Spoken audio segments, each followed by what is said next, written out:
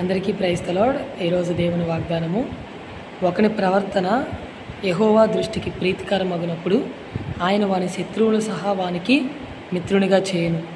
చూడండి, ఈ వాక్యం ద్వారా దేవుడు మనతో ఏం మాట్లాడుతున్నాడంటే, ఈ రోజులో మన ప్రవర్తన జాగ్రత్తగా చూసుకోవాలని చెప్పి దేవుడు చెప్తున్నాడు. ఎందుకంటే మన ప్రవర్తన నిజముగా దేవునికి ఇష్టముగా ఉంటే, మన ప్రవర్తన అంతటి మీద ఆయన అధికారమునకు మనం ఒప్పుకుంటే ఖచ్చితంగా దేవుడు మన శత్రువులు సహా ఆయన మనకి మిత్రులుగా చేస్తారండి.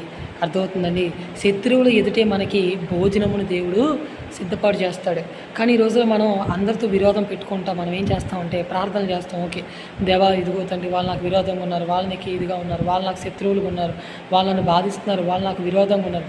కానీ నిజముగా మనం ఆలోచిస్తే కనుక నిజంగా మన ప్రవర్తన దేవుని దృష్టికి సరిగా ఉంటే ఖచ్చితంగా ఆయన మన శత్రువులని మనకి మిత్రులుగా దేవుడు మారుస్తాడండి. కాబట్టి ఈ రోజులో నువ్వు ఎటువంటి శత్రువులను కలిగి ఉన్నావో నాకైతే తెలియదు, కానీ దేవుడు ఈరోజు నీతో మాట్లాడుతున్నాడు.